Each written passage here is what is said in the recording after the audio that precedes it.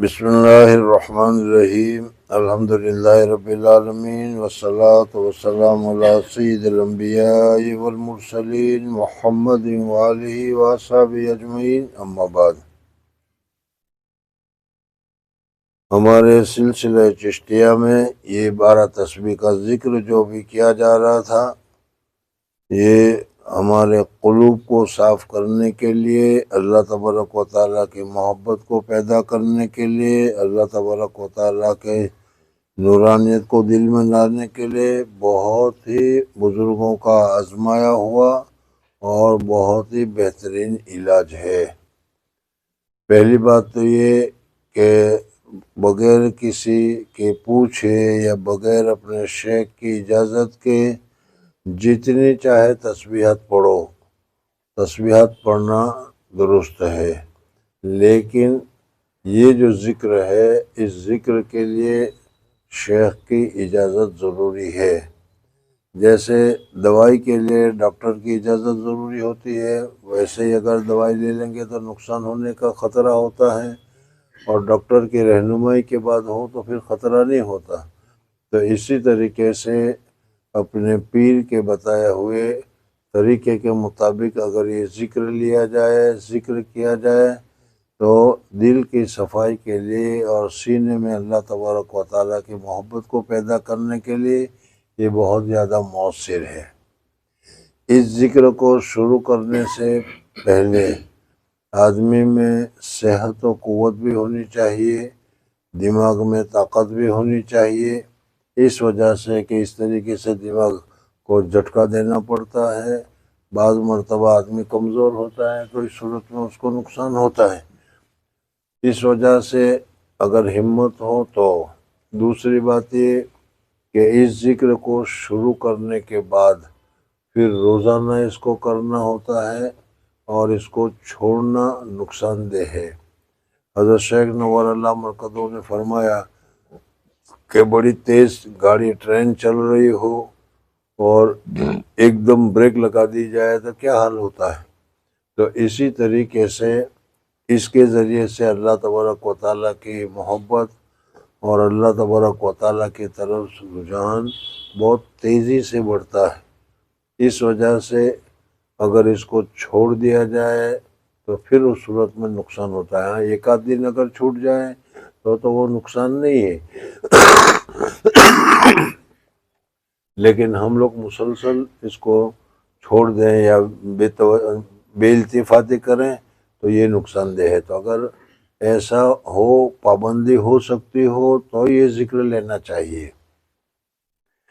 تیسری بات یہ ہے کہ اس ذکر کو روزانہ کرنا چاہیے۔ سب سے افضل اور سب سے بہترین وقت اس کے لیے تہجد کا وقت ہے، پھر اس کے بعد فجر کے نماز کے بعد کا وقت ہے، پھر اس کے بعد تمہاری اپنی سہولت کے مطابق 24 گھنٹے میں جب بھی کرو، جب بھی کر سکتے ہو، جب بھی کرنا چاہو کر سکتے ہو۔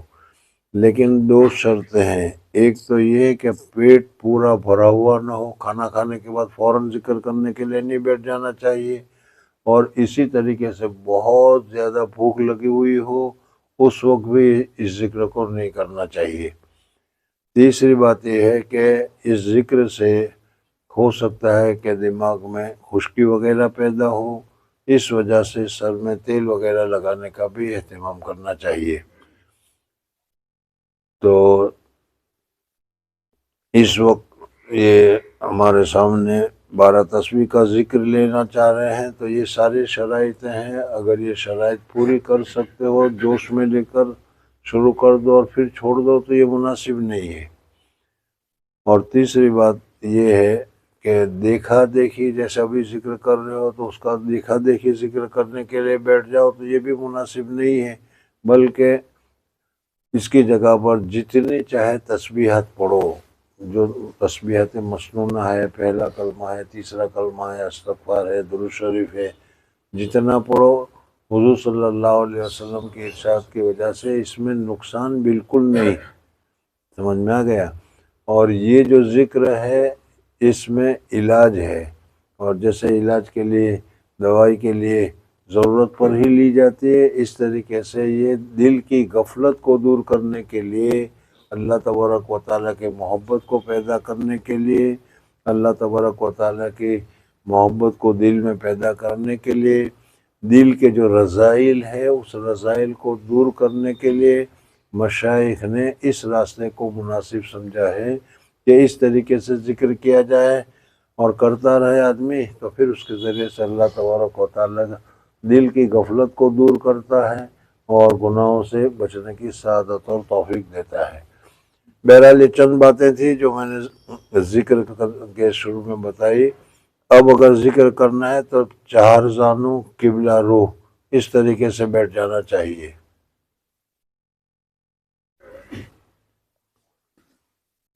4 زانو قبلہ رو بیٹھ جاؤ اور بیٹھنے کے بعد 11 مرتبہ درود شریف پڑھو۔ 11 مرتبہ درود شریف پڑھنے کے بعد پھر 13 مرتبہ سورہ اخلاص پڑھا جائے۔ بسم اللہ الرحمن الرحیم، قل هو اللہ احد اللہ الصمد لم یلد ولم یولد ولم یکن له کفوا احد۔ 13 مرتبہ سورہ اخلاص پڑھنے کے بعد اللہ تبارک و تعالیٰ سے دعا کرے کہ یا اللہ میں یہ ذکر کر رہا ہوں تیری رضامندی کے لیے، تیری محبت کو حاصل کرنے کے لیے، نفس اور شیطان کی شرارت سے بچنے کے لیے۔ اس وجہ سے ہمارے سلسلے مشائخ کے فیوز و برکات سے میرے ذکر کو قبول فرما اور میرے دل سے جو غفلت ہے اور یا گناہ کی طرف جو میلان ہے اس کو دور فرما کر تیری رضا اور تیری محبت نصیب فرما۔ دعا کر لے۔ یہ دعا کرنے کے بعد اب ذکر شروع ہوگا اور سب سے پہلا ذکر جو ہے اس کا نام ہے نفی اثبات، یعنی پہلے نفی ہوگی اور پھر اس صورت میں اثبات ہوگا۔ لا الہ، کوئی معبود نہیں ہے، الا اللہ، مگر اللہ، اللہ کا ثبوت کرنا ہے۔ تو یہ پہلا ذکر ہوگا لا الہ الا اللہ، اصطلاح میں اس کو نفی اثبات کہتے ہیں، اور یہ 200 مرتبہ ہوگا۔ یہ تسبیح 200 مرتبہ پڑھی جائے گی۔ ان میں ہر 10 مرتبہ کے بعد پورا کلمہ ہوگا درود شریف کے ساتھ، ایک بات۔ دوسری بات یہ ہے کہ یہ بائیں طرف دل ہے، دل سے شروع ہوگا اور دل سے شروع ہونے کے بعد جب لا پڑھا جائے گا زبان سے، دل کے پاس سے پڑھا جائے گا اور لا کو کھینچا جائے گا، لا اس طریقے سے کھینچا جائے گا۔ اس کھینچتے وقت یہ تصور کرنا ہے کہ غیر اللہ کی جتنی محبت میرے دل میں ہے، غیر اللہ سے جتنے میرے اندر تعلقات ہیں، ان سارے تعلقات کو میں نے کھینچ کر نفی کر دی، لا کر دیا، کھینچ کر الہ کے وقت مونڈ کے پیچھے میں نے پھینک دیا۔ سمجھ میں آ گیا؟ لا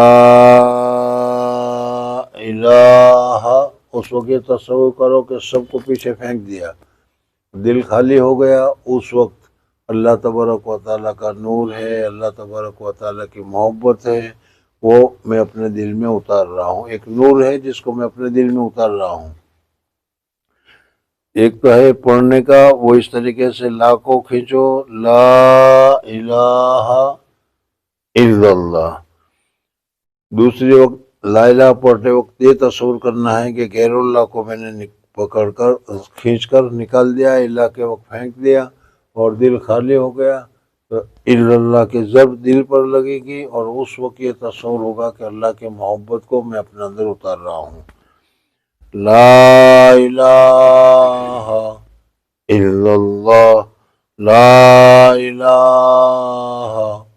الا اللہ، لا الہ الا اللہ، محمد الرسول اللہ صلی اللہ علیہ وعلی آلہ وصحبہ وبارک وسلم تسلیما کثیرا کثیرا۔ ہر 10 مرتبہ پر پورا کلمہ، اس طریقے سے یہ 200 مرتبہ ہوگا۔ کرو۔ لا الہ، لا کو کھینچنا کہا، لا الہ الا اللہ، لا الہ الا اللہ، لا الہ الا اللہ. یہ 200 مرتبہ ہے. ہر 10 مرتبہ کے اوپر پورا کلمہ محمد الرسول اللہ صلی اللہ علیہ وآلہ وصحبہ وبارک وسلم. اس کے بعد دوسرا نمبر ہے الا اللہ. الا اللہ کے ضرب لگانے کے وقت میں منہ اوپر ہوگا اور اللہ یہاں سے شروع ہوگا اور اللہ کا ضرب دل پر لگے گا. الا اللہ الا اللہ الا اللہ الا اللہ. اور اس وقت بھی یہ تصور کرنے کا کہ اللہ کی محبت کو میں اپنے دل میں اتر رہا ہوں. حضرت شیخ نے جب مجھے یہ ذکر بتایا تو اس وقت بتایا تھا کہ جس طریقے سے سائیکل کے وہیل میں ہوا بھرتے ہو اس طریقے سے الا اللہ الا اللہ الا اللہ الا اللہ الا اللہ الا اللہ الا اللہ الا اللہ 400 مرتبہ کرنا ہے. الا اللہ الا اللہ الا اللہ الا اللہ الا اللہ. ایک بات یہ بتا دوں کہ یہ ذکر جہری ہے، جہر سے کرنا ہے، لیکن اتنا زیادہ جہر بھی نہ ہو کہ پورا گاؤں سنے، پورا محلہ سنے. اتنی زہر کی ضرورت نہیں ہے. اتنے زور سے ہونا چاہیے کہ تم اپنے آپ کو سن سکو اور تمہاری غفلت دور ہو سکے. لیکن اس کے ساتھ یہ جو تصور جو ہے یہ اثر ہونا چاہیے. اس تصور کے ساتھ یہ ذکر کیا جائے گا. یہ ہے الا اللہ. اب اس کے بعد ہے اللہ اللہ. اللہ کا ذکر ہے، اللہ کا نام ہے. ذکر اسم ذات دو ضربی اس کو کہتے ہیں. اللہ ہو کے وقت منہ اوپر اٹھے گا اور پھر اللہ کے وقت دل پر، دونوں دل پر ضرب اللہ کی دل پر لگے گی. ہو کے وقت منہ اٹھے گا. اللہ اللہ اللہ اللہ اللہ اللہ اللہ اللہ. یہ ہے 600 مرتبہ. تو 400 مرتبہ ہوا لا الہ الا اللہ، نفی اس بات 200 مرتبہ، اور 400 مرتبہ ہوا الا اللہ تو وہ 600 مرتبہ، اور یہ 600 مرتبہ اللہ اللہ. کتنے ہو گئے؟ 1200 ہو گئے نہیں. اس وجہ سے اس تسبیح کو 12 یعنی 12 تسبیح کہتے ہیں. ذکر جاری میں یہ 12 تسبیح ہیں، 12 تسبیح. پھر اس کے بعد صرف اکیلے 100 مرتبہ ہے ذکر اسم ذات، اللہ جل جلالہ کا نام کا صرف ذکر، اور وہ ایک ہی لفظ ہے، ایک ہی مرتبہ ہوگا. یعنی اللہ منہ پر ہوگا اور اللہ کی ضربت دل پر لگے گی. اس میں تو تھا اللہ اللہ، لیکن یہ ہوگا اللہ اللہ اللہ اللہ اللہ اللہ اللہ. یہ ہو گیا 12 تسبیح. بہت ہی مجرب عمل ہے اور بہت ہی بہترین عمل ہے. نفس کو کچلنے کے لیے، نفسانیت کو ختم کرنے کے لیے، شیطانیت کو دور کرنے کے لیے جتنا زیادہ اہتمام کے ساتھ کیا جائے گا، جتنا زیادہ پابندی کے ساتھ کیا جائے گا، بہت ہی مفید رہے گا انشاءاللہ. اللہ جل جلالہ و امن والہ ہم سب کو عمل کرنے کی سعادت اور توفیق نصیب فرمائے. اللہم صلی علی سیدنا و شفیعنا و حبیبنا و سندنا و سیدنا و مولانا محمد وعلی آل سیدنا و نبینا مولانا محمد وبارک وسلم تسلیما کثیرا کثیرا کثیرا. اللہم لک الحمد کلہ ولک الشکر کلہ. اللہم لا احصی ثناء علیک انت کما اثنیت علی نفسک. ربنا ظلمنا انفسنا وان لم تغفر لنا وترحمنا لنکونن من الخاسرین. ربنا اغفر لنا ذنوبنا واسرافنا فی امرنا وثبت اقدامنا وانصرنا علی القوم الکافرین. رب اجعلنی مقیم الصلاۃ ومن ذریتی ربنا وتقبل دعاء. رب اغفر لی ولوالدی وللمؤمنین یوم یقوم الحساب. اللهم طهر قلبي من النفاق وعملي من الرياء ولساني من الكذب وعيني من الخيانة فإنك تعلم خائنة الأعين وما تخفي الصدور. اللهم إنا نسألك جميع ما سألك منه نبيك محمد صلى الله عليه وسلم ونعوذ بك من شر ما استعاذك منه حبيبك محمد صلی اللہ علیہ وسلم۔ یا اللہ ہمارے گناہوں کو معاف فرما، ہماری خطاؤں سے درگزر فرما۔ یا اللہ بہت ہی شرور اور فتن کا زمانہ ہے، تمام شرور اور فتن سے ہماری حفاظت فرما۔ اللہم انا نعوذ بک من الفتن ما ظہر منہا و بطن۔ اللہم انی اعوذ بک من فتنة المسیح الدجال۔ اللہم انی اعوذ بک من فتنة المحیا و فتنة الممات۔ یا اللہ محض اپنے فضل و کرم سے تیری رضا اور تیری محبت نصیب فرما، تیری معرفت نصیب فرما، نفس اور شیطان کے ہر شرارت سے ہماری حفاظت فرما۔ یا اللہ تیری رضا اور تیری محبت نصیب فرما، تیرے ذکر کی توفیق نصیب فرما، اخلاص نصیب فرما۔ یا اللہ محض اپنے فضل و کرم سے، محض اپنے لطف و کرم سے تیرے حبیب پاک صلی اللہ علیہ وسلم کی بتائی ہوئی طریقے پر اور بتائی ہوئی سنتوں کے مطابق زندگی گزارنے کی سعادت اور توفیق نصیب فرما۔ یا اللہ ہمارے آباء و اجداد کی مغفرت فرما، ہمارے گھر والوں کی مغفرت فرما، ہمارے بیوی بچوں کی مغفرت فرما، ہماری اولاد کی مغفرت فرما، اولاد کی اولاد کی مغفرت فرما۔ یا اللہ محض اپنے فضل و کرم سے ہمارے اساتذہ کی مغفرت فرما، ہمارے مشائخ کی مغفرت فرما، ہمارے دوست احباب کی مغفرت فرما۔ یا اللہ محض اپنے فضل و کرم سے ہمارے محسنین کی مغفرت فرما۔ یا اللہ پوری امت محمدیہ کی مغفرت فرما۔ یا اللہ پوری امت بہت پریشانی میں مبتلا ہے، یا پوری امت ہر جگہ ابتلا میں پھنسی ہوئی ہے۔ یا اللہ ہم جانتے ہیں کہ تیرے در کو چھوڑنے کی وجہ سے اور تیرے حبیب پاک صلی اللہ علیہ وسلم کے در کو چھوڑنے کی وجہ سے ہمارے لیے مصیبت آئی ہے۔ یا اللہ ہم کیسے بھی ہیں لیکن تیری وحدانیت کا اقرار کرتے ہیں، تیرے حبیب کی امت ہے۔ یا اللہ اپنے حبیب کے طفیل ہمارے حال پر رحم فرما، تمام شرور اور فتن سے ہماری حفاظت فرما، ہماری پریشانیوں کو دور فرما، ہماری مصیبتوں کو دور فرما، ہماری محتاجگی اور تنگ دستی کو ختم فرما، ہماری بیماریوں کو دور فرما۔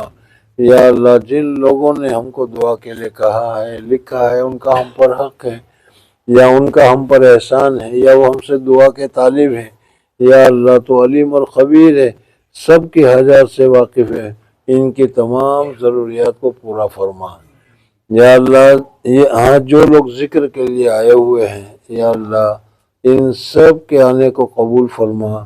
یا اللہ ہمارے حال پر رحم فرما، ہماری پریشانیوں کو دور فرما، ہماری مصیبتوں کو دور فرما، ہمارے رزق میں وسعت اور برکت نصیب فرما، ہمیں صحت و قوت و عافیت نصیب فرما۔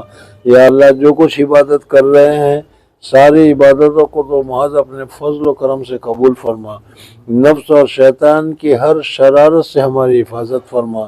یا اللہ ہر آن اور ہر لمحے تیری یاد اور تیرا دھیان نصیب فرما۔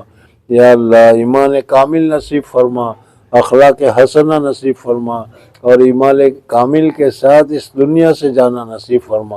قبر کے عذاب سے ہماری حفاظت فرما۔